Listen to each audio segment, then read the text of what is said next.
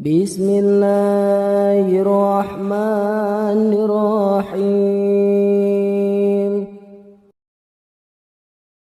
Assalamualaikum warahmatullahi wabarakatuh. Teman-teman, sering kita dengar dalam beberapa kali pidatonya, Syekh Panji Gumilang itu sering menyebut, mereferensikan atau menganjurkan pendengarnya untuk membaca salah satu buku karangan dari Bung Karno, presiden kita yang pertama ya. Apa judul buku tersebut? Nah, ini sudah ada di tangan saya. Buku tersebut judulnya adalah Di Bawah Bendera Revolusi. Walaupun dalam beberapa kesempatan oleh beliau disebutkan dengan judul Di Bawah Naungan Bendera Revolusi ya. Judul yang benarnya adalah Di Bawah Bendera Revolusi atau DBR. DBR ini sebenarnya ada dua jilid teman-teman. Ini jilid 1 dan yang ini jilid 2. Memang benar seperti dikatakan oleh Syekh Panji Gumilang bahwa jilid 1 ini lebih berisi kepada tulisan-tulisan Bung Karno sebelum kemerdekaan, jadi di masa perjuangan beliau. Sedangkan buku jilid kedua ini isinya setelah kemerdekaan, mulai dari 17 Agustus 1945 sampai nanti tahun Vivere Pericoloso, judulnya itu. Teman-teman, sekarang kita coba bedah ya, kita coba bahas buku jilid 1 Di Bawah Bendera Revolusi yang direkomendasikan oleh Syekh Panji Gumilang. Isinya apa aja ya kira-kira teman-teman? Nah, kita coba buka. Ternyata di bagian paling belakang itu ada tulisan asli dari Bung Karno, teman-teman. Ini saya perlihatkan pada teman-teman.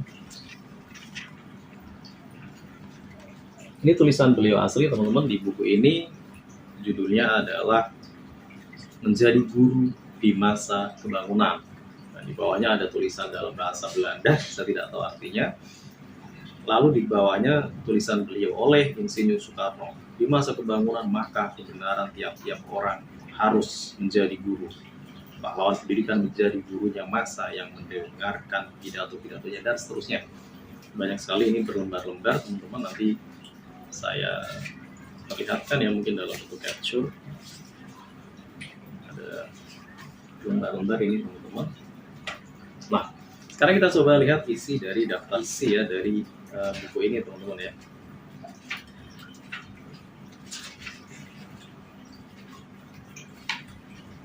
Nah,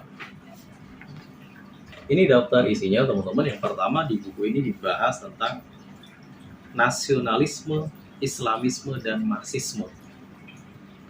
Tulisan beliau tentang itu ya. Selanjutnya ada Di Manakah Tinjumu.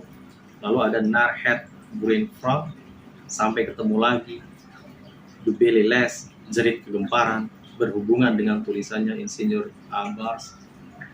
Lalu Pemandangan dan Pengajaran, Indonesianisme dan Pan-Asiatisme, Melihat ke Muka, Menyambut Kongres PPPKI, Muhammad Hatta, Stockfish, Kongres Kaum Ibu, Ke Arah Persatuan, Keadaan di Penjara Sukamiskin Bandung. Ini pasti menceritakan tentang kondisi beliau ketika diasingkan di Sukamiskin ya. Lalu Surat Saudara Insinyur Soekarno dari Sukamiskin kepada Saudara Mr. Sartono, Swadesi dan Masa Aksi di Indonesia, Syaratan atas Pergerakan Lichdelik Verzet, bahasa Belanda ini, teman-teman. Maklumat dari Bung Karno kepada kaum marhen Indonesia, Demokrasi Politik dan Demokrasi Ekonomi, Orang Indonesia cukup nafkahnya sebunggal sehari, Kapitalisme Bangsa Sendiri, dan seterusnya. Ini banyak sekali, teman-teman. Sampai kepada ada pembahasan yang cukup menarik, yaitu Islam Sontoloyo. Ini tentu menjadi bumi ya, karena beliau mengomentari tentang oknum salah satu ustadz atau guru ngaji yang ternyata memanipulasi hukum fikih. Dia palsukan hukum fikih, dia kelabui santri-santrinya untuk kepentingan atau untuk nafsu sendiri. Itu keji sekali. Maka Bung Karno sampai menyoroti itu, sampai menulis dengan judul Islam Sontoloyo, dan seterusnya sampai terakhir catatan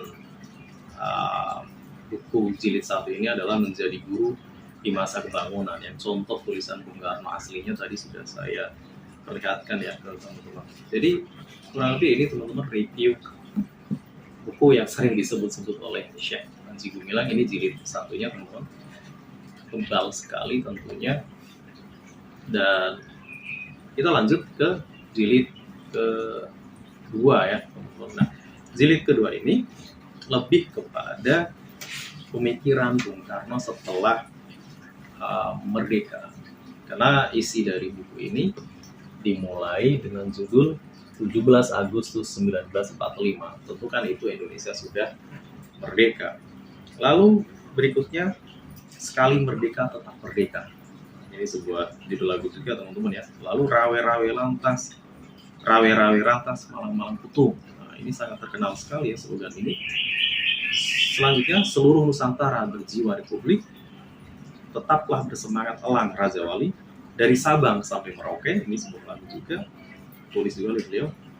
Selanjutnya, capailah tata tentram Kertaraharja, harapan dan kenyataan, jadilah alat sejarah, berirama dengan kodrat, tetap terbanglah Raja Wali, berilah isi kepada hidupmu, 1 tahun ketentuan, a year of decision, tahun tantangan atau a year of challenge, penemuan kembali revolusi kita, the rediscovery of our revolution, laksana malaikat yang menyerbu dari langit, jalannya revolusi kita.